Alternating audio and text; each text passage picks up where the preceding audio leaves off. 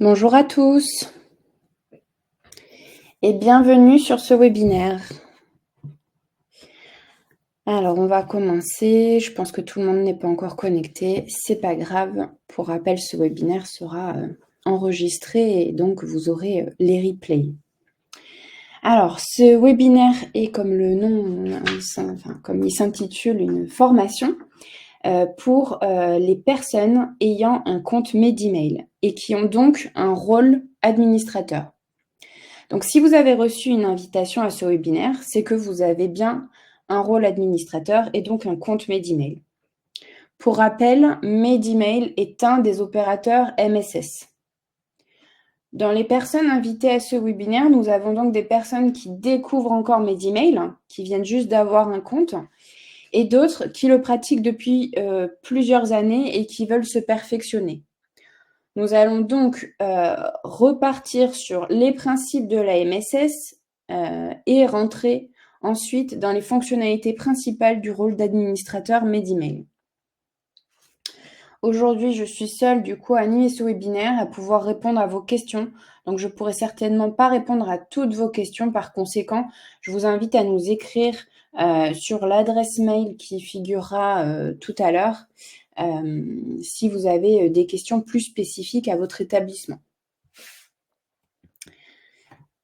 Allez, hop. Donc, afin que cette réunion soit agréable, on a coupé vos micros. Vous ne pouvez pas les activer seuls. Ce qu'on vous propose, c'est de poser vos questions dans le chat ou vos commentaires. Et à la fin de cette session, on regardera effectivement, on reprendra ces questions-là pour vous répondre. Je vais essayer de jeter un coup d'œil en même temps que je vous parle sur les questions parfois. Donc, comme je vous l'ai dit en début de session, cette session est enregistrée et le replay, du coup, vous sera transmis avec cette présentation que vous avez sous les yeux par mail après le webinaire. Donc, je me présente. Je suis Célia Lagarde, je suis chef de projet messagerie sécurisée de santé au sein du grade PACA, donc de YES. Et là, vous avez sur le côté droit notre adresse MSS de notre équipe, enfin notre adresse équipe MSS. C'est pas une adresse MS Santé comme vous pouvez le voir. Alors, dans le sommaire aujourd'hui, ce que je vous propose, c'est, comme je vous ai expliqué, de repartir sur qu'est-ce que la MS Santé, de vous rebriefer sur les raccordements possibles de Medemail à votre espace de travail. Et après, on va vraiment rentrer dans les fonctionnalités pures de votre rôle d'administrateur. Pour rappel, un rôle d'administrateur, c'est un rôle qui a des fonctionnalités supplémentaires par rapport à un utilisateur lambda Medemail. Alors, qu'est-ce que l'AMS Santé? Alors, l'AMS Santé, c'est un espace de confiance national qui permet aux professionnels de santé référencés auprès de l'ANS d'échanger par email dans un environnement informatique qui garantit la sécurité et la confidentialité des données que vous échangez. Donc, vous avez sous les yeux un schéma. On va schématiser la MSS par le rectangle vert. Comme vous pouvez voir, c'est un espace clos. Ça veut dire que cet espace est fermé et que vous pouvez échanger sur la MS Santé qu'avec les personnes qui se trouvent à l'intérieur de ce rectangle ou de cet espace. Comme vous pouvez le voir, dans cet espace de confiance, on va retrouver des professionnels et également des patients. Pour les patients, eux, donc les patients, les citoyens français, effectivement, on a une MSS, une messagerie sécurisée de santé, qui est à notre disposition sur nos comptes Mon Espace Santé. Alors, pour rappel, Mon Espace Santé, c'est un service public qui a été ouvert pour tous les Français en février 2022. On pouvait s'opposer à l'ouverture et donc fermer son compte si on le souhaitait. Mais aujourd'hui, il y a quand même 95% de la population française qui a un compte Mon Espace Santé. Donc, pour revenir sur la MSS, la première règle qui est importante d'avoir en tête, c'est que l'échange ne peut être initié que par un professionnel de santé. Ce qui veut dire que demain, ou enfin dès aujourd'hui, si vous avez une adresse MSS, vous pouvez effectivement rentrer en contact avec vos patients. Par contre, eux, si vous ne les avez pas autorisés à répondre à votre mail, ils ne pourront pas vous répondre ou vous écrire de leur propre initiative. Ce qui veut dire également que demain, si vous avez une adresse MS Santé en tant que professionnel, donc ça veut dire que vous serez dans l'espace de confiance ici, dans le petit rectangle vert. Et si avec cette adresse qui finit en général par .mssanté.fr, si avec cette adresse vous essayez de joindre un docteur sur son adresse @gmail.com ou @orange.fr, enfin toutes les adresses non sécurisées de ce type-là, ça ne va pas fonctionner. Là, vous voyez sur le côté droit du schéma, on voit qu'effectivement, vous n'êtes pas autorisé avec vos adresses MS Santé à échanger à l'extérieur de cet espace de confiance avec des adresses non sécurisées. Évidemment, si cet espace, si la MSS a un espace clos, c'est pour qu'on puisse sécuriser et maîtriser les personnes qui se trouvent à l'intérieur. Donc voilà, ça c'était un petit récap de ce que c'est la MSS et sur pourquoi utiliser la MSS. Vous avez plusieurs raisons. Ça permet de se conformer aux obligations légales de protéger les échanges de santé. Ça protège la responsabilité de vos professionnels et ça préserve les données du patient dans le respect du secret médical.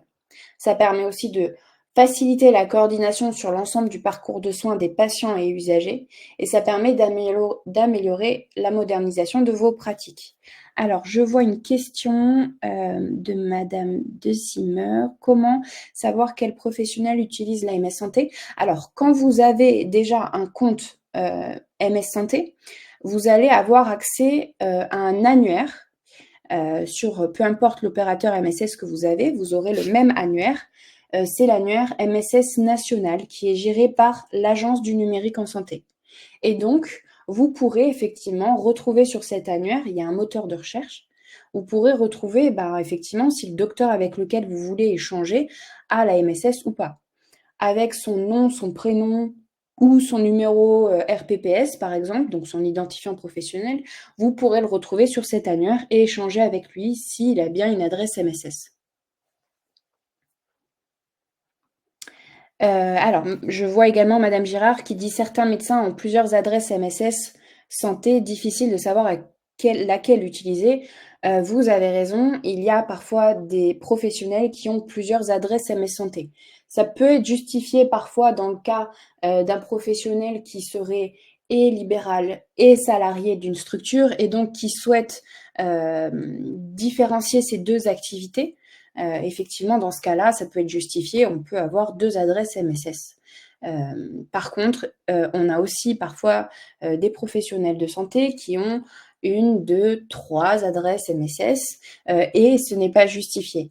Bien souvent, c'est des professionnels de santé qui oublient qu'ils ont ouvert plusieurs adresses MSS avec plusieurs opérateurs différents. Effectivement, aujourd'hui, c'est possible. L'ANS réfléchit tout de même à quelque chose pour réduire un peu cette possibilité-là, parce que parfois, il y en a qui en ont beaucoup des adresses MSS. Ce qu'on vous conseille de faire, c'est soit d'écrire à toutes ces adresses MSS ou alors vous écrivez à une. Ce qu'il faut avoir en tête, c'est que cette adresse MS Santé, si elle est visible sur l'annuaire, c'est qu'elle est potentiellement régulièrement consultée. Après, charge au professionnel de faire le tri dans ses adresses, puisque lui, il va recevoir des notifications de tous ses opérateurs à chaque fois que quelqu'un va lui écrire sur une adresse MSS. Alors, j'ai une autre question. Pour les officines et l'envoi de l'ordonnance directement par le patient sans échange, il me semble que c'est prévu. Oui, effectivement. Alors, une des exceptions, je reviens en arrière sur ma slide. Une des exceptions à ce que je vous ai dit tout à l'heure, que le patient ne peut pas initier un échange avec un professionnel de santé, ça c'est vrai pour tous les professionnels de santé, sauf exception faite depuis mai 2023 pour les officines, où là, effectivement, le patient peut à présent vous envoyer une ordonnance directement sur votre boîte aux lettres organisationnelle de la pharmacie. Allez, on continue. Alors cette slide-là, c'est une petite parenthèse, et entre autres, vu qu'on expliquait, pourquoi il faut utiliser la MS Santé, et aussi dans quel cas, pour faire simple, c'est dès que vous échangez de la donnée de santé patient et qu'on peut, effectivement identifier ce patient, juste avec un nom, un prénom, un numéro de sécurité sociale ou toute autre donnée personnelle. Là, ce que vous avez sous les yeux, c'est le catalogue des usages MS Santé qui a été créé par l'ANS. C'est un catalogue interactif. Donc, quand vous cliquez dessus, vous allez effectivement, je clique pour vous montrer. Vous avez le site internet avec le catalogue et vous pouvez cliquer directement sur votre domaine d'activité. Et il vous donne tout un tas d'exemples de typologies de structures et de missions que vous pouvez avoir au quotidien, ce qui vous permet effectivement de visualiser les usages de la MSS en prenant des exemples de votre quotidien, ce qui va vous permettre de mieux visualiser dans quel cas vous devez l'utiliser. Alors, les raccordements possibles de la MSS à votre espace de travail. Aujourd'hui, sur la MS Santé, il existe 4 raccordements possibles. Évidemment, ces raccordements varient en fonction de l'opérateur MSS que vous allez choisir. Moi, aujourd'hui, vous l'avez compris, je vais vous parler de Medimail. Donc, sachez en tout cas que sur Medimail, les 4 raccordements que vous avez sous les yeux sont possibles. Entre autres, vous pouvez consulter vos mails MS Santé de 4 façons. Donc, depuis le webmail de Medimail, donc le site internet de Medimail, depuis l'application mobile Medimail. Ces 2 premiers raccordements sont déployés automatiquement dès qu'on crée une structure sur Medimail. Et ensuite, les 2 qui vont suivre sont à demander en passant par nous ou par le MIPI pour qu'on puisse déployer ces raccordements-là. Donc, depuis votre logiciel métier, vous pouvez également visualiser vos mails MS Santé. C'est ce qu'on appelle un connecteur qui fait le lien, on va dire, entre votre boîte Medimail, enfin votre interface Medimail et votre logiciel métier. Évidemment, on a une liste de logiciels métiers qui sont interconnectés avec Medimail. Donc, si vous voulez savoir si votre logiciel métier et donc votre éditeur en fait partie, vous prendrez contact avec moi et je vous donnerai l'information sans souci. On a plus de 70 éditeurs logiciels métiers qui sont interconnectés avec Medimail à ce jour. Et enfin, le dernier raccordement, c'est votre outil de messagerie. Effectivement, c'est possible, vous pouvez visualiser vos mails MS Santé directement sur votre outil de messagerie, comme par exemple sur Outlook. Ça arriverait au même niveau que vos mails non sécurisés. Par contre, attention, on vous donne accès à un espace sécurisé et évidemment, on ne le fait pas sans vous demander un certain nombre de prérequis techniques sur votre outil de messagerie pour vous autoriser à créer cette passerelle entre la MSS et votre outil de messagerie. Donc là, de la même manière, si c'est quelque chose qui peut vous intéresser, je vous laisserai revenir vers moi et je vous transmettrai les documents techniques qui correspondent à votre environnement. Allez, maintenant on va rentrer dans le vif du sujet et l'administration Medimail. Alors, ce que vous avez sous les yeux, c'est le site internet de Medimail. Donc, pour vous connecter, effectivement, vous arrivez sur ce site internet-là. Vous avez la possibilité de vous connecter de 2 manières, soit votre adresse mail, donc votre identifiant, votre mot de passe, soit via ProSanté Connect. Vous avez peut-être certains d'entre vous des cartes professionnelles et effectivement, à partir d'un lecteur de cartes, vous pouvez effectivement insérer votre carte et être identifié de cette manière-là sur Medimail. Évidemment, il faut avoir associé sa carte avant à ProSanté Connect, qui est un service public. Maintenant, quand on est connecté, alors je ne l'ai pas précisé, mais effectivement, quand vous vous connectez avec votre adresse mail et votre mot de passe et que vous cliquez sur connexion, vous allez avoir une nouvelle fenêtre qui va s'ouvrir et on va vous demander le code à usage unique que vous avez reçu par mail pour l'authentification forte, donc la sécurité de l'espace MS Santé. Alors maintenant, on arrive là sur une boîte de réception nominative en général, quand on a paramétré de cette manière-là son compte. Donc à l'ouverture, là, on peut voir que je suis bien connectée nominativement puisqu'en haut à droite, vous pouvez voir mon nom, mon prénom. C'est une boîte mail, tout ce qu'il y a de plus classique, hein. On va retrouver les fonctionnalités d'une messagerie classique, la possibilité de créer des nouveaux dossiers, de ranger ces mails dans les dossiers qui correspondent, etc. La petite exception que vous pouvez voir effectivement qu'on a 2 encarts sur le côté gauche, un encart pour échanger avec les professionnels de santé et un encart pour échanger avec les patients. 2 encarts différents puisque 2 carnets d'adresses différents. Le premier, alors je vais basculer sur mon... Ah.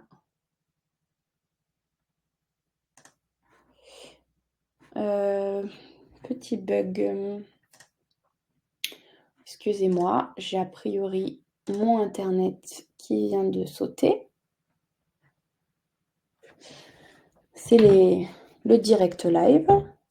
Bizarrement, je vois que ça n'a pas dû sauter de partout puisque je ne vous ai pas perdu.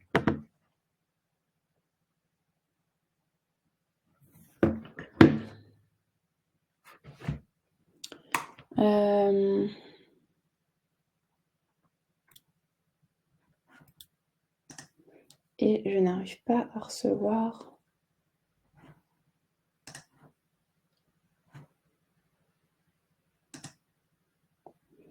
Navré, je vous demande quelques petites minutes.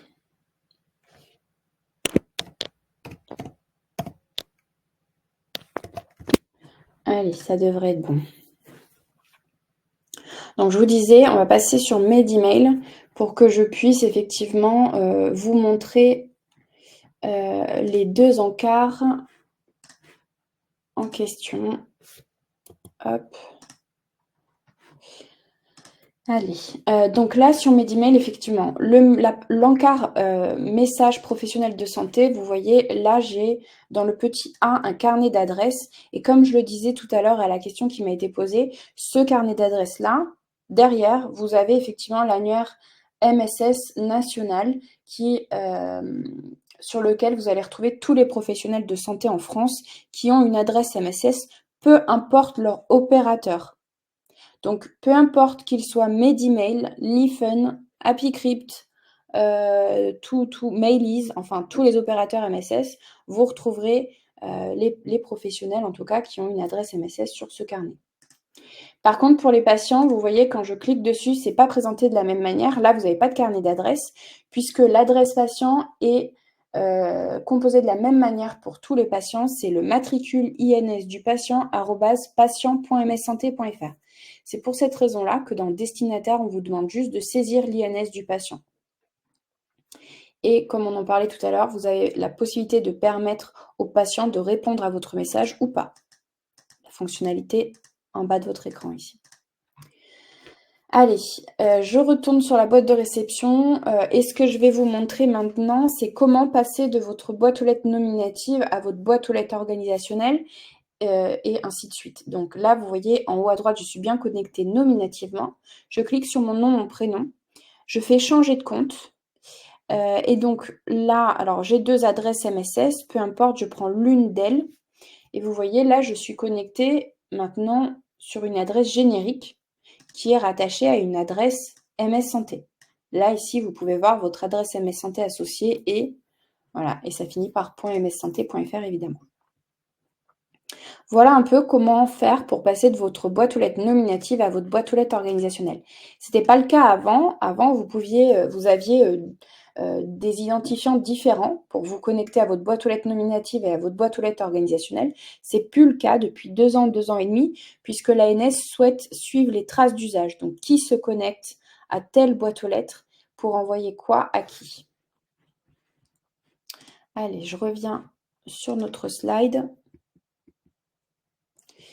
Maintenant, on va parler de l'interface administrateur et du menu paramétrage de la structure. Donc, pour accéder aux écrans de gestion de mes emails, l'administrateur doit cliquer sur le 2e icône. Alors là, vous voyez, vous avez donc effectivement, si vous êtes administrateur, vous avez cette icône-là. Vous avez l'icône administration, donc c'est le petit établissement, le petit sigle administration, à côté de la boîte de réception.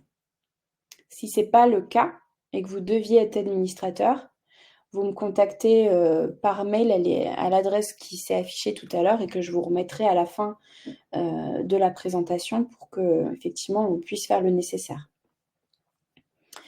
Donc, je vous invite d'ailleurs, je ne l'ai pas précisé en début de session, mais là, maintenant qu'on va rentrer dans la partie administration, je vous invite à vous connecter également sur Medimail en même temps que moi et effectivement de venir faire les mêmes manipulations que moi pour vérifier et pour pouvoir mémoriser du moins ces manipulations-là.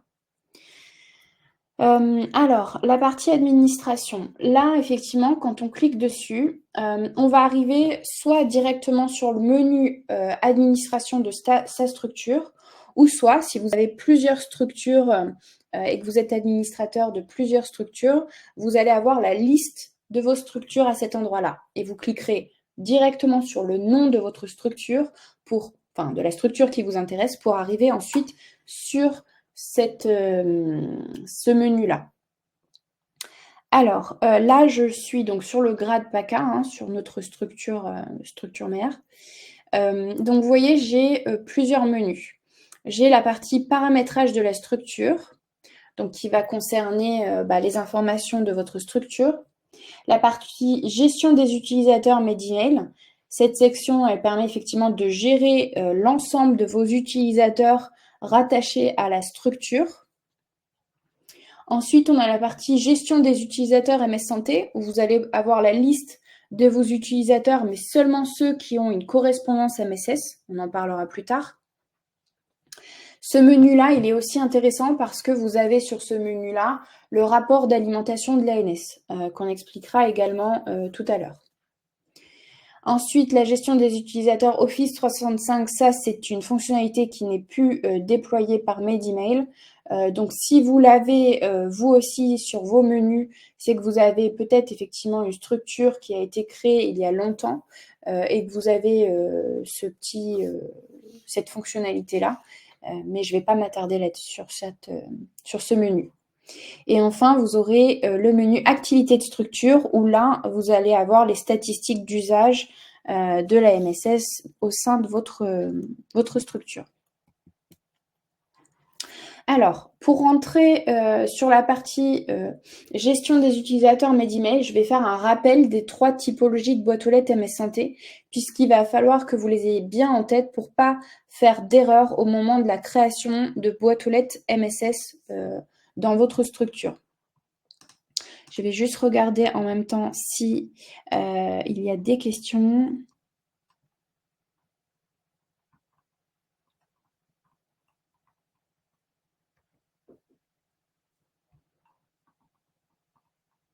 Alors, Madame Girard, faut-il travailler nominativement ou plutôt sur la pharmacie?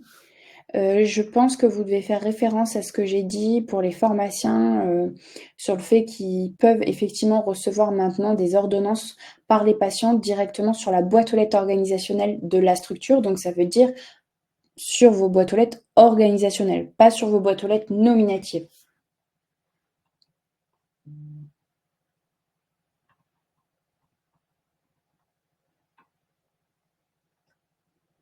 Alors, monsieur Damiano, si vous n'avez pas le sigle administrateur et donc le menu, je vous remontre juste le sigle administrateur. Alors, vous voyez, moi, j'en ai plusieurs, évidemment. Vous n'avez pas le diamant, mais par contre, c'est vraiment ici que vous avez le sigle administrateur. Donc, si vous cliquez dessus, vous allez arriver effectivement. Alors moi, j'ai toute une liste de structures importantes, mais vous, effectivement, vous allez arriver sur directement votre menu administration de votre structure. Et comme je disais, si vous avez plusieurs structures à votre actif, vous pouvez cliquer sur l'une d'elles. Là, vous voyez, quand je clique sur administration, j'ai toutes les listes, toutes les structures auxquelles on a accès. Et donc, si je clique sur le grade PACA, j'arrive à nouveau sur le même menu que je vous ai montré tout à l'heure. Et si vous ne l'avez pas, monsieur Damiano, je vous invite à nous écrire pour qu'on puisse effectivement vous aider et vous créer la partie administrateur. Alors, je continue les questions.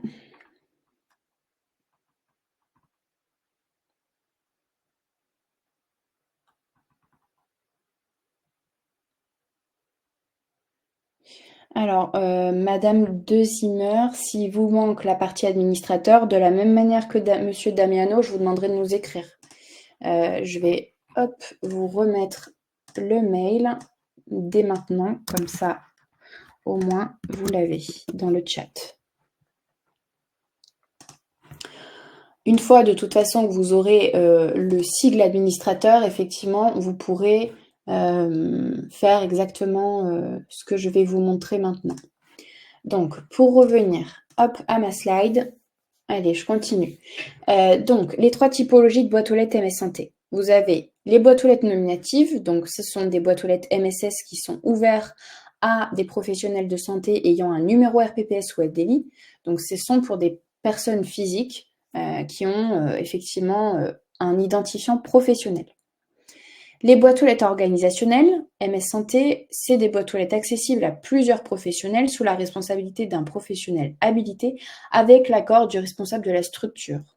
Donc, ces boîtes aux lettres-là, comme je vous l'ai spécifié tout à l'heure, elles sont accessibles à présent via des adresses, via un accès nominatif. Et enfin, la 3e typologie, c'est la boîte aux lettres applicative. Donc ça, c'est des boîtes aux lettres destinées aux envois automatisés d'un logiciel métier vers des destinataires qui sont prédéfinis au moment de la mise en place du connecteur. Et ces destinataires peuvent être des patients ou des professionnels prescripteurs. D'ailleurs, ces adresses-là de boîte aux lettres applicatives, elles prennent souvent la forme de no reply ou ne pas répondre . Ce que je disais tout à l'heure sur les boîtes aux lettres MSS, non d'ailleurs je ne vous l'ai pas dit, mais une boîte aux lettres sans activité pendant 1 an est automatiquement supprimée. Si vous ne vous connectez pas à votre boîte aux lettres, elle sera automatiquement supprimée après effectivement vous en avoir informé pour que vous puissiez vous rétracter si vous souhaitez continuer si vous souhaitez la conserver. Et en fait, ça permet entre autres de faire un peu aussi de ménage sur le nombre de boîtes aux lettres qu'un professionnel peut avoir s'il ne l'utilise pas. Alors, maintenant, on va rentrer sur les 3 typologies de boîtes aux lettres nominatives qui existent sur Medemail. Et c'est là-dessus que vous, en tant qu'administrateur, vous allez devoir être vigilant parce que beaucoup d'erreurs sont commises à ce moment-là. Je vais vous rappeler ces 3 typologies de boîtes aux lettres nominatives pour que vous puissiez bien visualiser à quoi elles servent. Donc, dans les boîtes aux lettres nominatives, la première boîte aux lettres que vous allez rencontrer, c'est la boîte aux lettres de type pair pour personnel. Ces boîtes aux lettres-là, elles ont accès à la MS Santé. Elles ont, entre autres, ce qu'on appelle une correspondance MS Santé.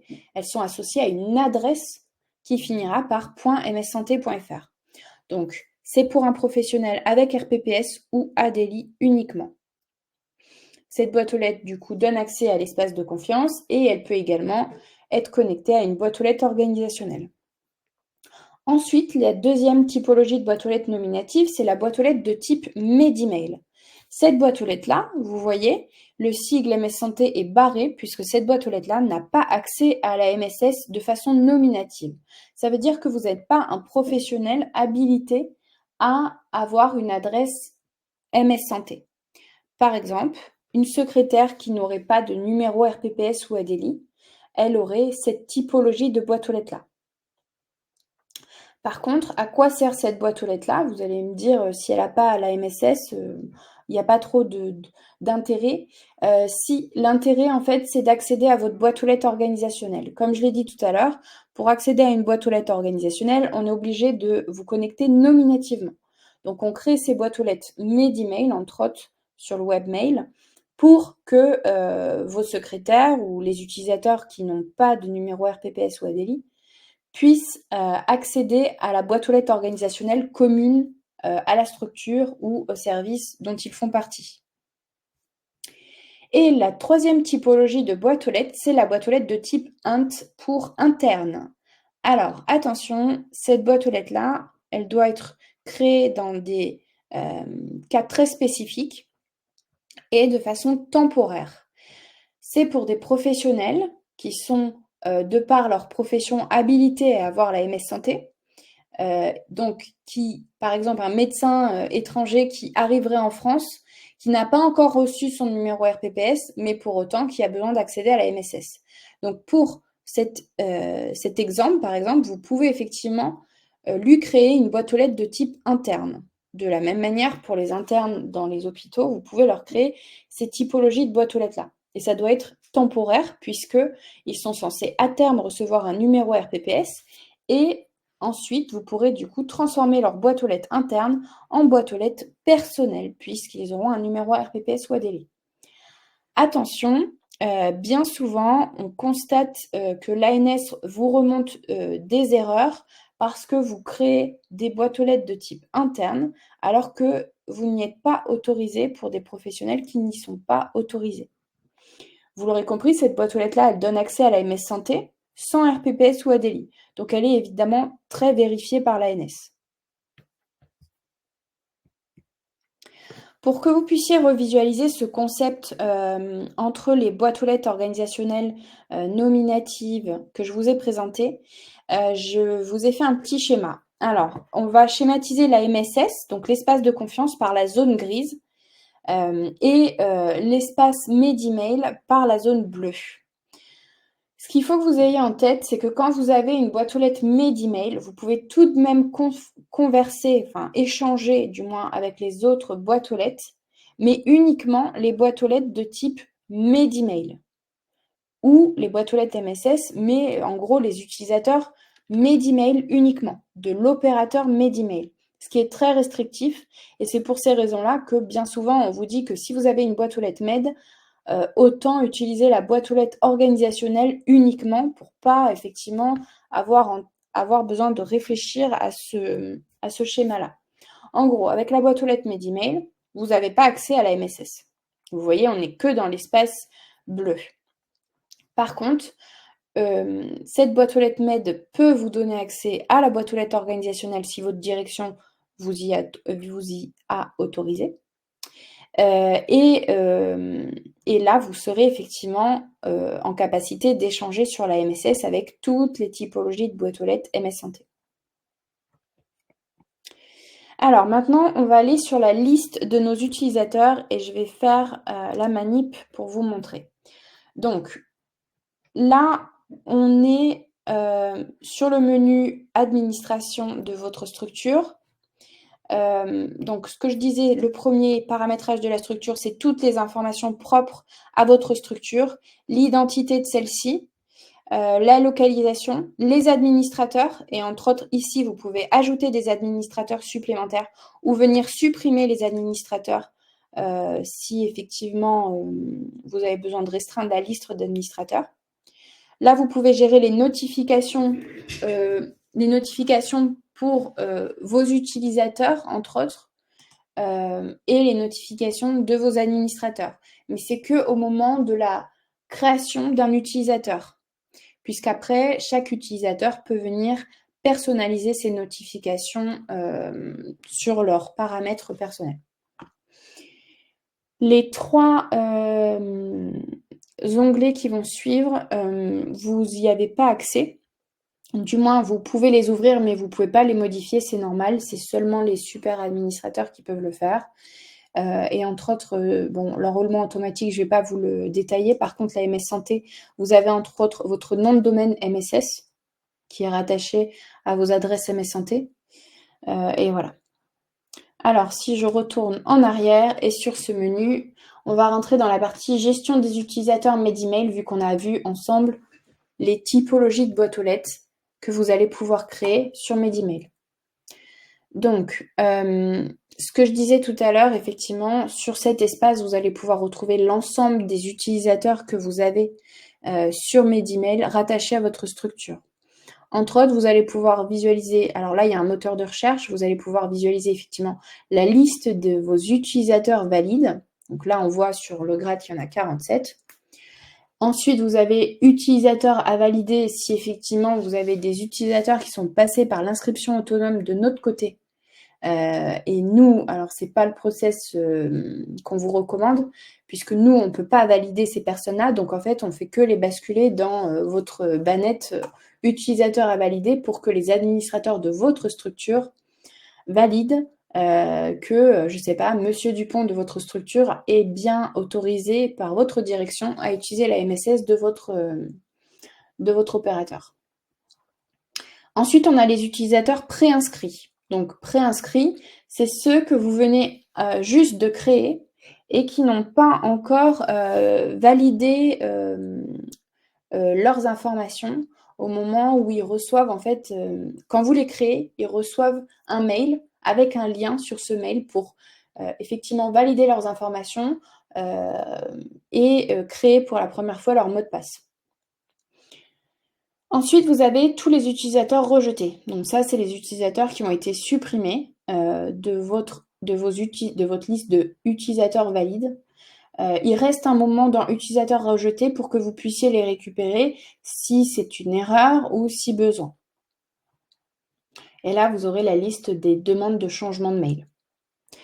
Alors, maintenant, on va rentrer dans les actions possibles sur ce menu-là. Donc, entre autres, vous voyez, vous pouvez créer un nouvel utilisateur, relancer vos utilisateurs préinscrits, afficher la dernière relance de vos utilisateurs préinscrits, importer une liste d'utilisateurs, exporter la liste de vos utilisateurs, et on va voir ça après.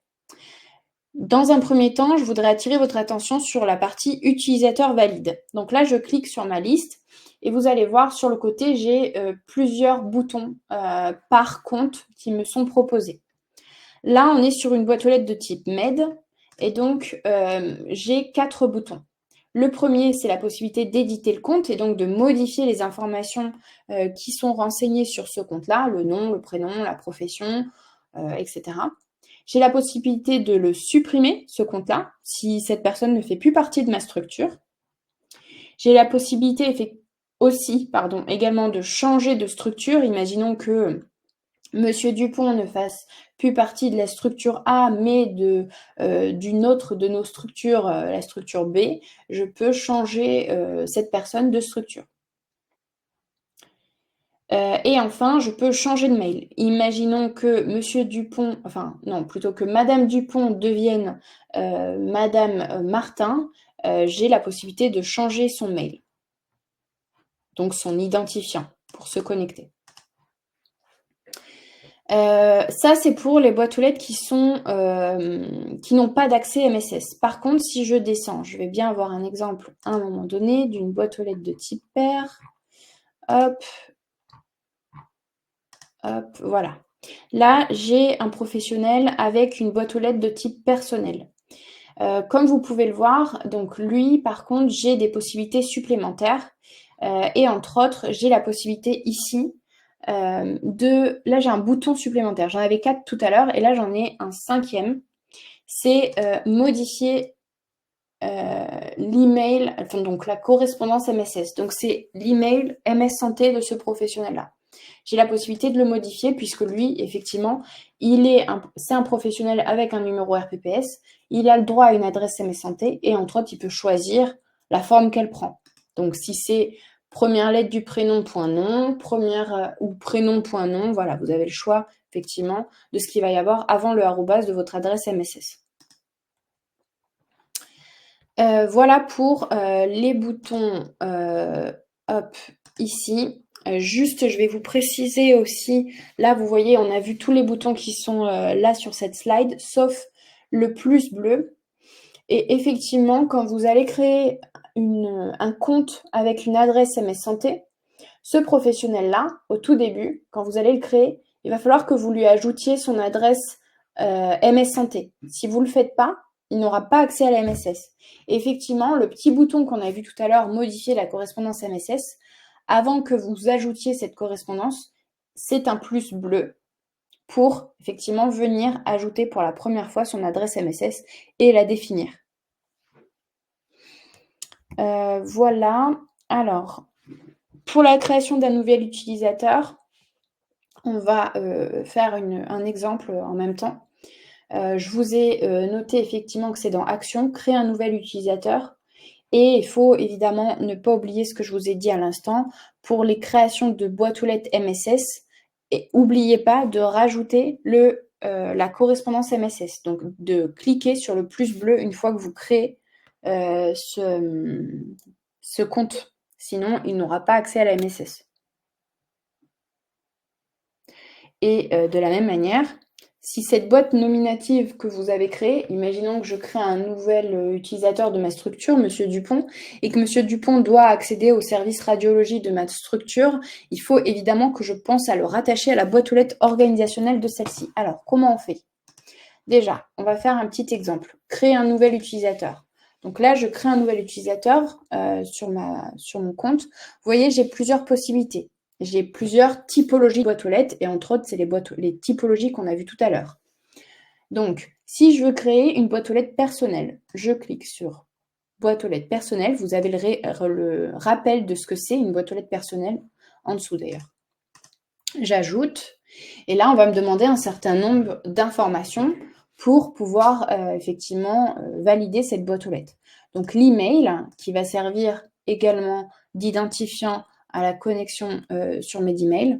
La date de péremption, pour information, c'est si vous êtes dans le cas d'un professionnel qui est en CDD à durée du coup déterminée, vous pouvez effectivement renseigner cette date-là pour que cette boîte aux lettres-là vienne automatiquement se supprimer à terme du contrat.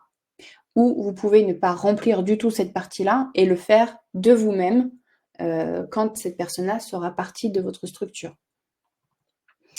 Compte de test MS Santé, mettez bien non. Ensuite, nom du contact. Bon, nom, prénom, ça ne demande pas spécialement d'informations. La localisation, le RPPS de la personne, ou si c'est un professionnel avec un identifiant du type ADELI, vous modifiez. La profession, vous avez un certain nombre de professions qui sont listées. Si vous ne trouvez pas la profession exacte, n'hésitez pas à cliquer sur « Autre ». Et là, vous avez « Autre profession sanitaire »,« Autre salarié de la structure sociale », etc., etc. Attention, visibilité dans l'annuaire mes emails, lisez bien ce qui est écrit en dessous, puisque si vous cliquez sur « Oui », en fait, là, vous le mettez sur liste rouge. Cet utilisateur. Je souhaite être sur la liste rouge mes emails et ne pas apparaître dans l'annuaire. Donc lisez bien tout. C'est pas en cliquant là-dessus qu'on devient visible sur l'annuaire mes emails, c'est plutôt le contraire. On a fait remonter ça à mes emails pour qu'ils fassent les modifications, puisque effectivement ça crée beaucoup d'erreurs derrière. Et là, vous avez la gestion des notifications de l'utilisateur qu'il pourra également de lui-même venir paramétrer en fonction de ses envies.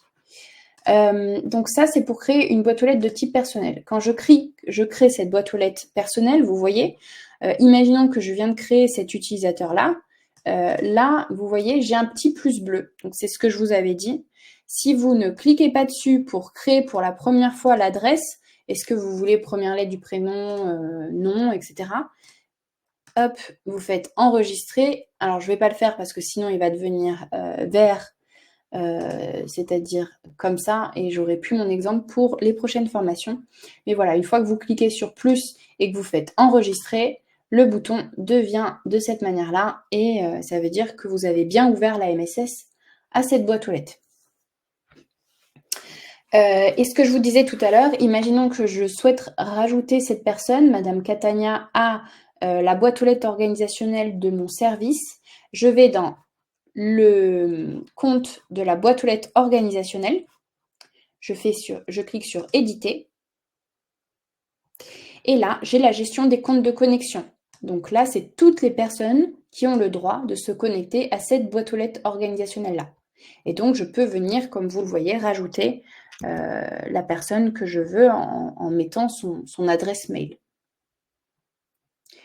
Et ajouter un compte. N'oubliez pas, une fois que vous avez ajouté le compte, d'enregistrer l'utilisateur. Donc, si vous ne faites pas cette manipulation, si vous n'allez pas jusqu'au bout, vous ne pourrez... Enfin, ça ne marchera pas, du moins. Voilà, donc ça c'est pour la partie création d'un nouvel utilisateur de façon manuelle. Hop, je le remets en gros.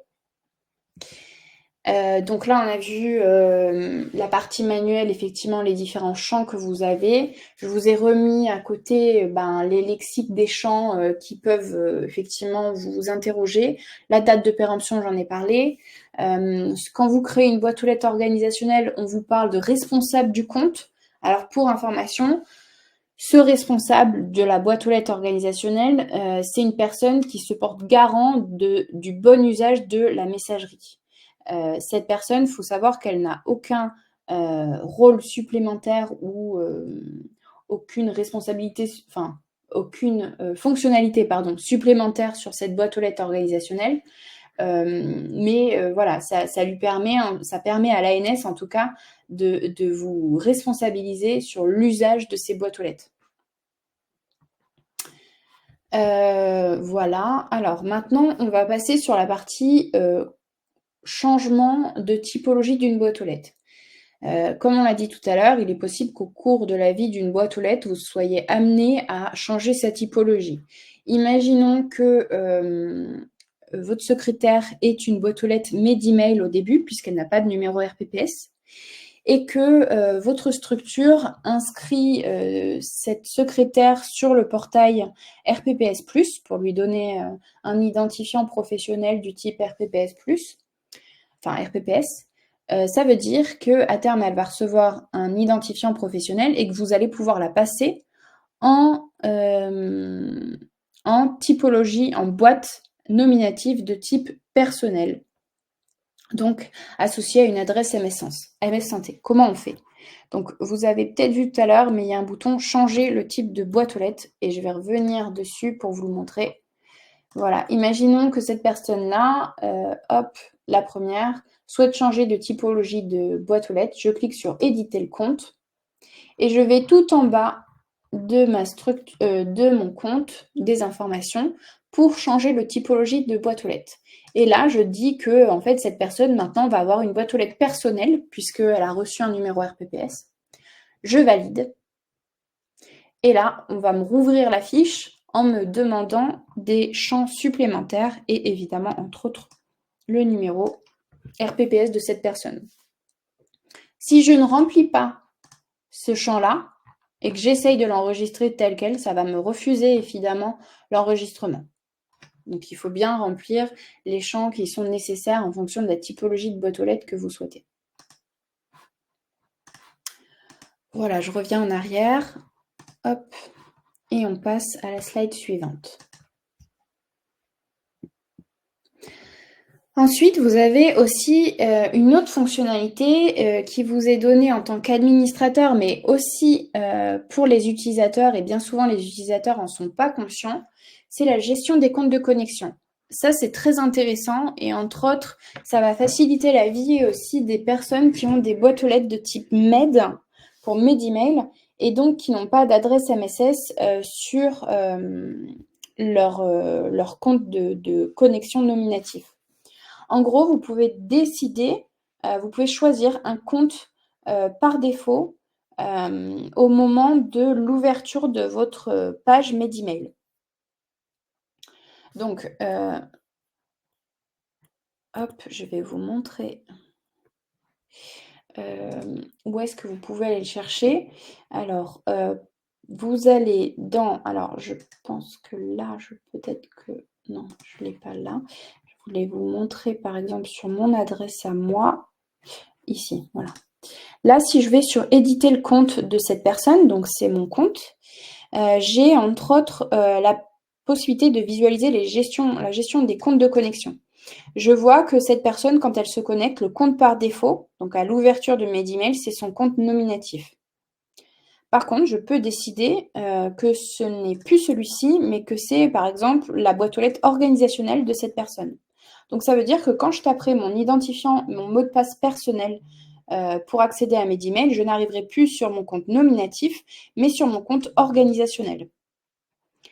Et d'ailleurs, vous pouvez le voir, au bout de ce tableau, vous avez la possibilité de gérer les notifications de réception vers ces comptes de connexion. Donc, entre autres, est-ce que je souhaite recevoir une alerte quand cette boîte aux lettres organisationnelle reçoit un mail MSS? Là, vous voyez, c'est fermé. Mais je peux effectivement décider de recevoir les notifications MS Santé pour chacune de mes boîtes aux lettres organisationnelles.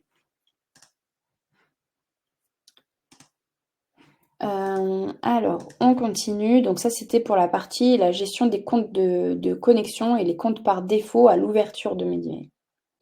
Maintenant, vous avez aussi la possibilité, et je vais retourner sur mes emails pour vous le montrer, de créer des nouveaux utilisateurs par import de l'audio-user.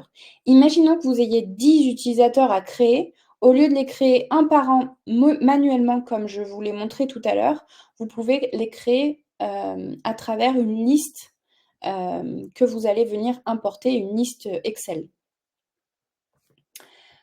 Donc ça facilite un peu les choses, hein, clairement, puisque ça vous permet juste via un import de fichiers Excel de créer des utilisateurs en masse ou même de modifier en masse les comptes Medemail. Imaginons que je souhaite changer une information en masse, je ne sais pas, je change d'adresse de structure et chaque utilisateur du coup a la mauvaise adresse. Je peux effectivement exporter ma liste d'utilisateurs au format Excel, venir modifier toutes ces informations-là sur le fichier Excel et la réimporter pour écraser les informations et modifier effectivement en masse tous ces comptes-là. Je vais vous montrer à quoi ça ressemble, par exemple. Donc, si on retourne dans Action, donc je suis toujours dans le menu Gestion des utilisateurs. Hein.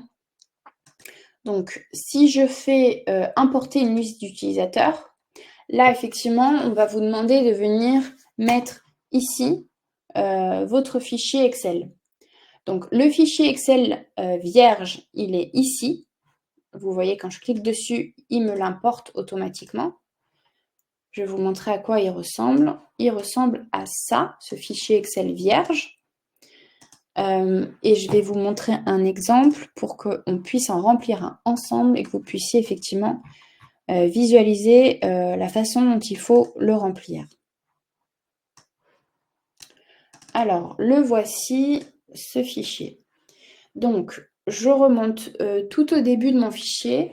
Et dans ce fichier, alors j'ai masqué certaines colonnes volontairement puisqu'elles ne sont pas à remplir. Et certaines sont à remplir en fonction effectivement de la typologie de boîte aux lettres. On ne va pas vous demander de remplir les mêmes informations pour une boîte aux lettres organisationnelle qu'une boîte aux lettres nominative, évidemment. Donc ce fichier Excel, en gros, va comporter la liste de vos utilisateurs que vous voulez créer ou que vous voulez modifier si vous avez fait un export de liste. Là, vous avez 3 exemples sous les yeux. Donc en gros, une boîte aux lettres est égale à une ligne. Donc si je veux créer 3 boîtes aux lettres, je crée 3 lignes sur ce fichier. Le premier exemple, Monsieur Dupont, on voit que c'est un professionnel qui a un numéro RPPS.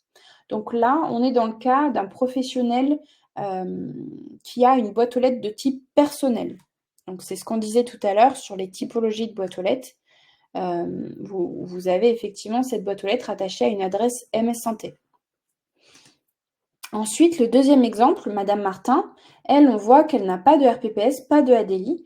Donc là, on est sur une boîte aux lettres de type Medemail. Donc, entre autres, Madame Martin pourrait être, par exemple, une secrétaire sans numéro RPPS ou ADLI. Et enfin, la dernière typologie de boîte aux lettres en exemple sur ce fichier, c'est la boîte aux lettres organisationnelle. Vous le voyez, en nom et en prénom, je n'ai pas un nom-prénom d'une personne physique, mais d'une personne morale. Donc là, je suis bien sur une boîte aux lettres organisationnelle. Alors, sur la première colonne, ce sont vos adresses professionnelles, non sécurisées, actuelles en fait. C'est ce qui va vous servir d'identifiant à la connexion sur Medemail. Ensuite, nom, prénom à remplir, RPPS ou ADLI si c'est une boîte aux lettres, enfin si c'est un professionnel possédant un identifiant RPPS ou ADLI. Ensuite, raison sociale, adresse de la structure, numéro de téléphone du professionnel, sa profession obligatoire, et on retrouve la même liste de professions avec la possibilité d'aller sur autre si vous ne trouvez pas la profession du professionnel que vous souhaitez créer. Est-ce que ce professionnel est libéral ou pas? La typologie de boîte aux lettres, donc ça c'est ce qu'on a vu plusieurs fois maintenant, hein, les typologies de boîte aux lettres différentes. Boîte aux lettres pair pour un professionnel avec RPPS, boîte aux lettres MED pour un professionnel sans identifiant et une boîte aux lettres organisationnelle. Les colonnes en jaune qui vont suivre sont à remplir uniquement pour la boîte aux lettres organisationnelle. Et entre autres, vous devez à nouveau renseigner votre finesse. Donc, le finesse géographique, idéalement. C'est-à-dire que si vous avez une problématique, vous pouvez mettre le finesse juridique. Par contre, si vous n'avez pas de finesse, vous pouvez effectivement mettre un sirène ou un sirette. La colonne U, donc ça c'est l'identifiant, c'est le finesse, l'identifiant de la structure. Ensuite, on va avoir le nom, prénom, profession et identifiant du responsable de la boîte aux lettres organisationnelle. Donc évidemment, les champs que vous retrouvez ici, c'est aussi les champs qui vous sont proposés, hein, vous l'avez remarqué, dans la création d'un utilisateur manuel. Et ça, c'est ce que je vous expliquais tout à l'heure.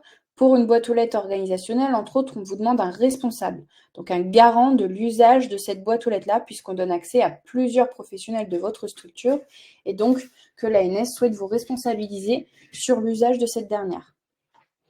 Donc là, vous mettez le nom, prénom, la profession et l'identifiant de ce professionnel-là. S'il n'a pas de RPPS pour les ESMS, établissements sociaux, médico-sociaux, vous avez effectivement la possibilité de mettre un professionnel sans identifiant. Et ça peut être entre autres le directeur. Mais par contre, pour les établissements sanitaires, vous n'êtes pas autorisé à mettre un autre responsable qu'un responsable avec identifiant professionnel. Donc RPPS ou ADL. La colonne AB, c'est la description fonctionnelle de cette boîte aux lettres. Donc, à quoi va vous servir la boîte aux lettres? D'ailleurs, je ne vous ai pas précisé, mais vous allez souvent voir sur le vocabulaire de la MSS BAL pour boîte aux lettres, l'abréviation de boîte aux lettres. Donc là, entre autres, on voit que la boîte aux lettres organisationnelle de cette structure, c'est ils ont précisé boîte aux lettres organisationnelle de l'EHPAD ABCD. J'aurais pu mettre que c'était la boîte aux lettres organisationnelle du service radiologie du CH, par exemple. Ensuite, la colonne AD, c'est vos adresses MS Santé. Donc là, entre autres, c'est la correspondance qu'on vous fait rajouter quand vous créez manuellement un utilisateur par le plus bleu. Là, vous avez juste à remplir cette colonne-là pour le rajouter. Donc, vous pouvez choisir la forme que vos adresses MS Santé vont prendre avant le arrobase de vos adresses MSS. Ensuite, le compte de connexion ou les comptes de connexion qui va avoir du coup le droit d'accéder à la boîte aux lettres organisationnelle. Évidemment, cette colonne-là est à remplir uniquement pour une boîte aux lettres organisationnelle. Vous remplissez donc les adresses qu'on avait en colonne A, donc les adresses professionnelles de vos salariés, séparées par un point-virgule. Ensuite, le nom de la structure. Là, l'association automatique, il faut mettre nom par défaut. C'est pour les éditeurs, ça. Et les dernières colonnes, c'est la visibilité dans les annuaires. Je vous rassure, c'est des annuaires professionnels. Le premier, c'est l'annuaire Medimail. Le deuxième, c'est l'annuaire MSS national géré par l'ANS. Et le troisième, c'est l'annuaire AppyCrypt, qui est un opérateur qui est homologué MSS sur une partie de ses adresses. Il est un peu particulier, donc toujours géré à part. Là, vous pouvez voir dans ce qui est pré-rempli que la troisième ligne, donc c'était la boîte aux lettres Medimail, on n'a pas rempli effectivement les deux dernières colonnes, puisque de fait, vu que c'est un professionnel qui n'a pas le droit d'avoir une adresse MS Santé, elle ne pourra pas être visible sur l'annuaire MSS et ni l'annuaire AppyCrypt, puisque c'est un autre opérateur MS Santé. Alors, je vais essayer maintenant que j'ai fait ce fichier-là. Alors, je le ferme. Une fois que vous l'avez rempli, vous mettez le fichier ici. Vous venez le chercher dans vos documents et vous l'importez. N'oubliez pas de cocher cette fonctionnalité-là si vous voulez que vos nouveaux utilisateurs soient avertis de leur inscription et donc puissent cliquer sur le lien pour créer leur mot de passe. Et une fois que c'est fait, vous allez avoir ici la liste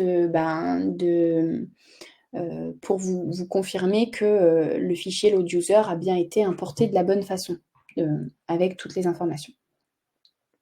Donc ça, hop, je reviens en arrière. On était donc dans la gestion des utilisateurs, dans la partie action. Donc, on a vu créer un nouvel utilisateur et on a vu importer une liste d'utilisateurs. Comme je le disais tout à l'heure, vous pouvez aussi exporter la liste des utilisateurs au format que vous souhaitez. Là, si j'exporte la liste, vous allez voir, alors ça génère le document, ça l'envoie directement dans mes téléchargements, je clique, hop, je vous l'ouvre sous les yeux et là, vous avez toute la liste de nos utilisateurs. Donc, vous pouvez également faire des modifications de masse de cette manière-là. Si je veux changer l'adresse de tout le monde, je supprime, je mets la nouvelle adresse pour tout le monde et je viens, hop, je ne fais pas la modif, mais je viens réimporter ce fichier-là que j'ai modifié ici pour venir modifier tous mes utilisateurs.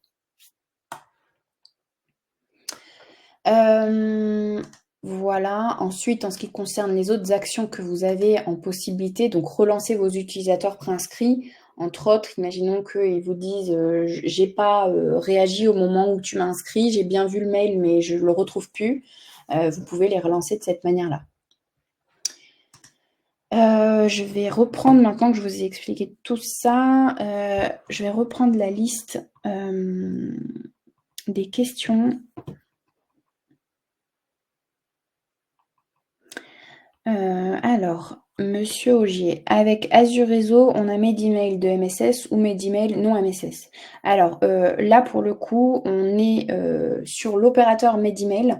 Azure Réseau est un des logiciels métiers effectivement interconnectés avec Medemail. Si vous avez des questions sur Azure Réseau, je vous laisserai vous diriger vers l'équipe Azure Réseau qui pourra effectivement vous renseigner.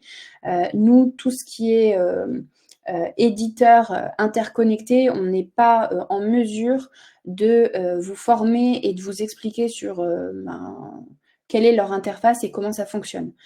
Par contre, Monsieur Augier, imaginons que vous ayez une adresse en MS Santé et que vous la raccordiez à Azure Réseau. De fait, ça veut dire que vous aurez également la MSS sur Azure Réseau, si vous avez un compte, par exemple, de type personnel.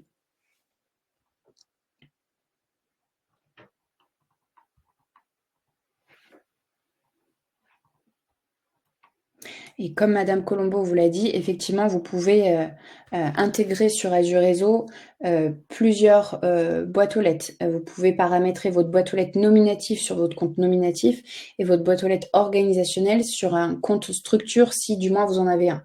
Mais là, voilà, on rentre vraiment dans le cas de Azure Réseau, qui est un des 70 éditeurs qui sont interconnectés avec Medemail. Donc, je ne vais pas approfondir en tout cas ce sujet-là et je vous demanderai en tout cas de rentrer en contact avec l'équipe d'Azure Réseau.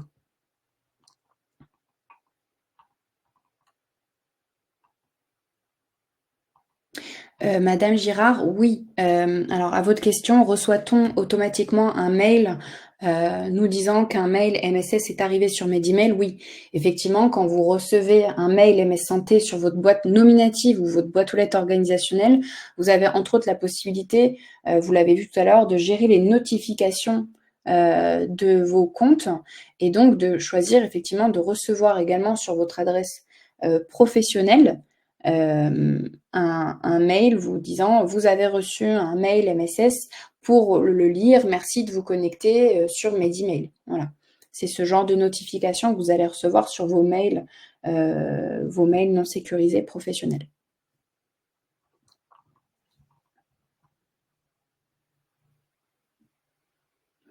Alors, Madame Chabran, chaque professionnel à qui l'on crée une adresse Medemail sans RPPS ou perso doit-il avoir une adresse mail pro classique personnelle? Par exemple, deux secrétaires qui auraient la même adresse.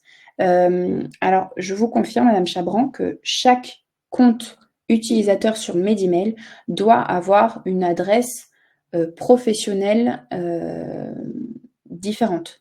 Par exemple, si vos deux secrétaires ont la même adresse de votre côté, secrétariat .ch voilà, ou .epad, arrobase, on ne pourra pas créer deux comptes différents. Un compte Medemail est rattaché à une adresse professionnelle. Allez, je continue la formation. Donc on en était effectivement à la création de nouveaux utilisateurs par import de fichiers Excel pour effectivement, vous faciliter, la création, en tout cas quand vous en avez, allez, 10, 20, 30, c'est beaucoup plus simple de passer par cet import. Vous retrouverez du coup dans la présentation, les différentes colonnes du fichier, Excel qui s'appelle load user que je vous ai présenté tout à l'heure, et les explications de ce qu'il faut mettre à l'intérieur. Maintenant, on va passer au menu qui s'appelle gestion des utilisateurs MS Santé. Donc, on a vu paramétrage de la structure, on a vu gestion des utilisateurs mes emails. Maintenant, on va aller sur la gestion des utilisateurs MS Santé. D'ailleurs, je ne vous l'ai pas précisé tout à l'heure, mais le menu que vous avez ici, vous pouvez voir que vous le retrouvez sur le côté gauche de votre écran. Donc, dans gestion des utilisateurs MSS, je clique dessus. Vous allez voir, donc j'ai les informations propres à ma structure et au nombre d'utilisateurs ayant mon nom de domaine MS Santé. Et j'ai le premier bouton, le rapport d'alimentation. Alors, qu'est-ce que c'est le rapport d'alimentation? C'est en gros une liste d'erreurs que vous avez commises et qui ont été relevées par l'Agence du numérique en santé. En gros, quand vous allez créer des boîtes aux lettres, si vous ne les créez pas de la bonne façon, l'ANS va vous remonter un certain nombre d'erreurs de cette manière-là. Et vous allez pouvoir les corriger pour être à nouveau,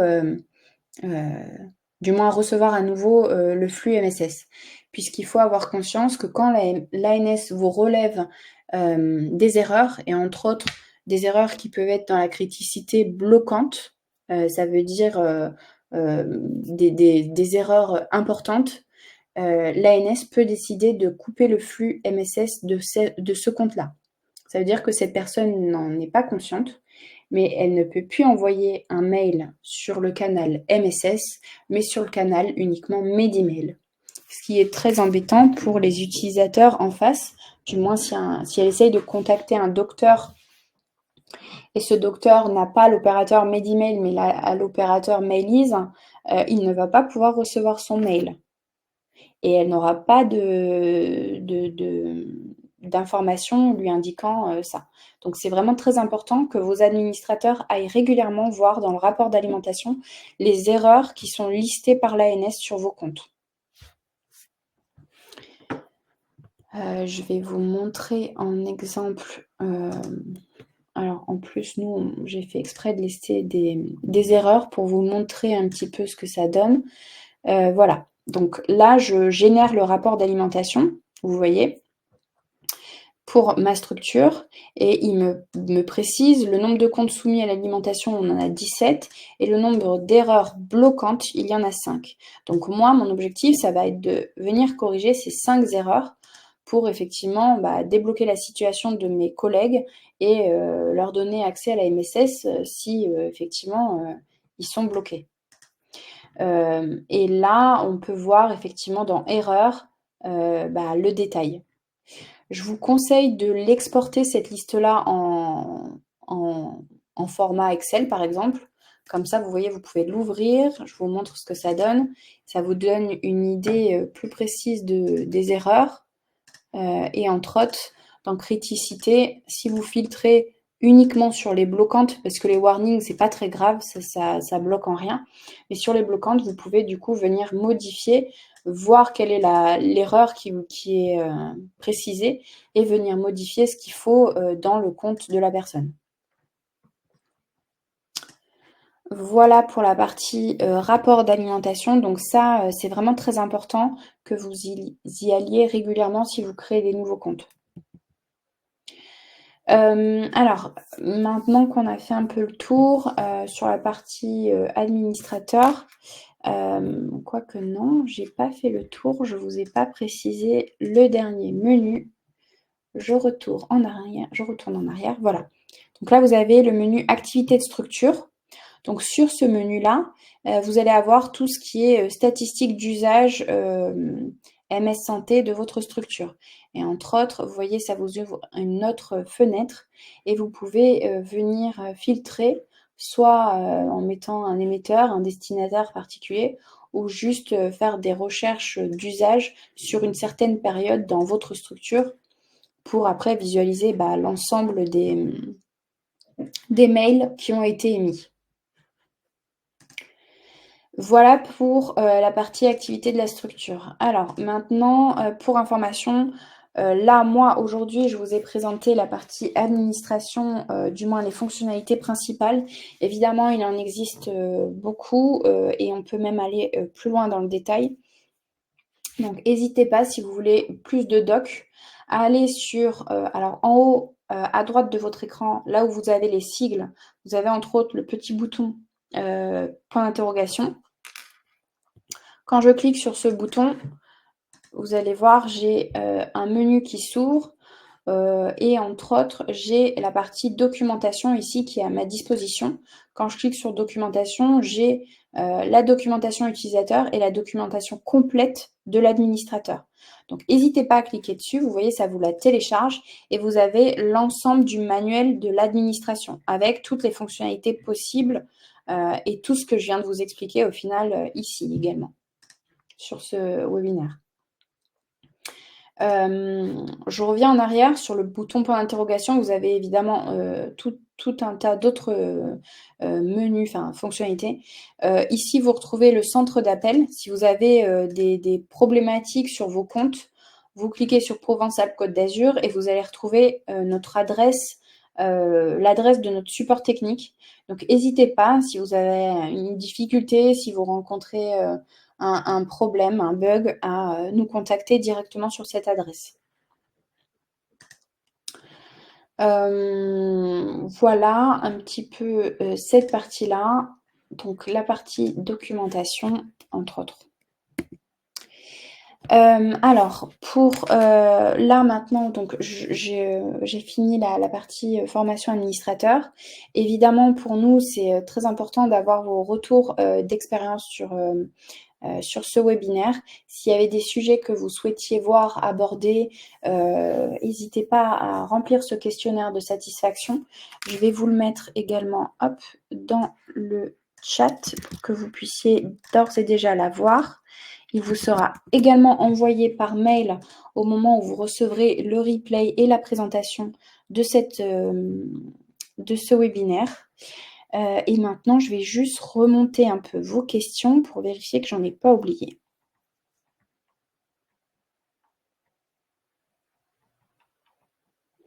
Alors, Madame De Simmer, pour Azure Réseau, comme expliqué au-dessus, effectivement, vous n'aviez pas entendu. Pour Azure Réseau, je ne serai pas à même de répondre à vos questions. Azure Réseau est un des logiciels métiers interconnectés avec Medimel parmi 70 et je ne fais pas partie de l'équipe Azure Réseau. Je ne fais pas partie, enfin, je ne suis pas compétente en tout cas pour vous former sur ce logiciel métier. Là, aujourd'hui, la formation portée sur Medimel. Si vous avez des questions sur Azure Réseau, il faudra directement écrire à l'équipe Azure Réseau. Je vais d'ailleurs aller chercher l'adresse d'Azure Réseau. Si vous avez des questions, j'espère que je saisis. Ah non, je vais vous transmettre. Ah, alors, ça va être beaucoup plus simple. Pour Azure Réseau, en fait, vous allez écrire à la même adresse que notre support technique. Hop, je vous le mets à l'écran. Je la récupère pour que vous l'ayez dans le chat. Et entre autres, toutes les questions propres à Azure Réseau ou d'autres outils digitaux, vous pourrez également les poser sur cette adresse-là. C'est l'adresse de notre support technique qui renverra vos questions vers l'équipe Azure Réseau.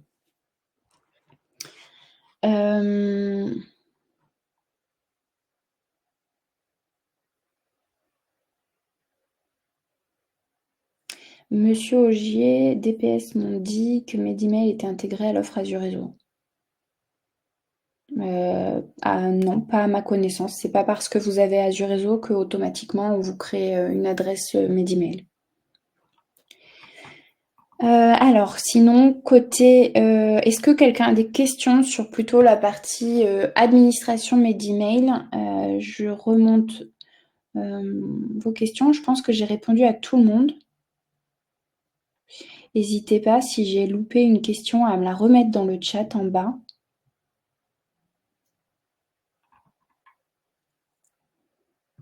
On a encore 10 petites minutes avant la fin de ce webinaire, donc n'hésitez pas, si je peux répondre à vos questions, avec plaisir.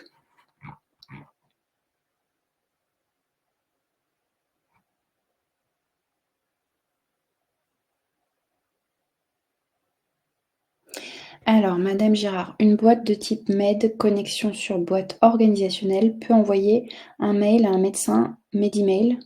Non Medimail? Oui. Oui, Madame Girard. Je reviens juste sur la slide qui expliquait cette partie-là. Hop. Effectivement, quand vous avez une boîte aux lettres de type MED, donc une boîte aux lettres pour un professionnel qui n'a pas d'identifiant professionnel, donc pas d'identifiant RPPS ou ADELI, quand vous avez cette typologie de boîte aux lettres, vous ne pouvez pas nominativement accéder à la MSS et échanger sur la MS Santé avec une adresse qui dirait c.martin@chabcd.mssanté.fr. Vous ne pouvez pas avoir cette typologie d'adresse-là.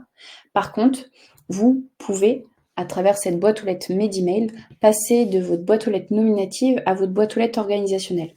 Une boîte aux lettres organisationnelle, de fait, elle a la MSS. Donc, entre autres, imaginons que, je vais vous montrer pour l'exemple, imaginons que moi, je suis dans le cas d'une boîte aux lettres Medimail.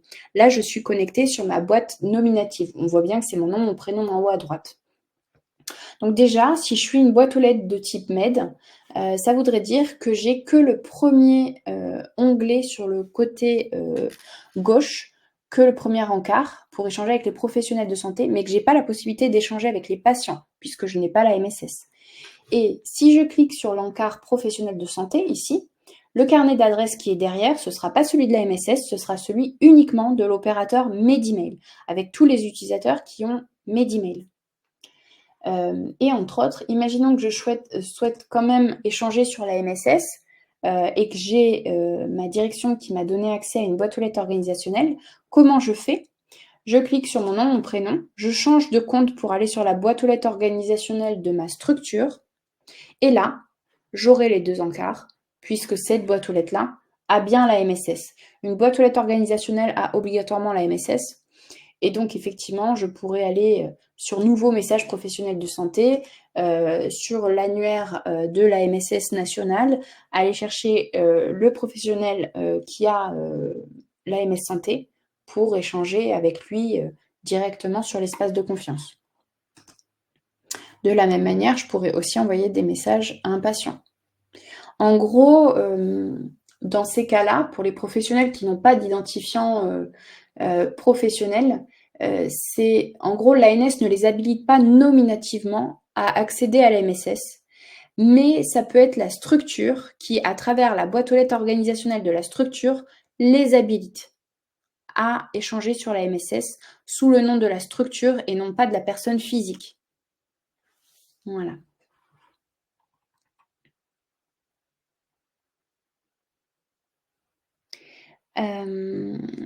Alors, Madame Chabran, pour une prochaine présentation, serait-il possible que l'écran partagé sur lequel vous naviguez soit plus grand? Alors c'est peut-être de votre côté, je pense que vous pouvez, sur Livestorm, augmenter la taille de l'écran qui est partagé, et je ne sais pas si vous aviez le bon écran, vous, sous les yeux. Entre autres, là, mon écran, il est au max, donc c'est plutôt peut-être de votre côté qu'il faut regarder. Bon, voilà, écoutez, je pense que j'ai fait le tour des questions. Si vous avez des questions supplémentaires, vous pourrez toujours nous écrire directement sur l'adresse MSS de notre équipe qui se trouve ici. N'hésitez pas pour toutes les questions propres au support technique à nous écrire sur l'adresse hotline@ius-is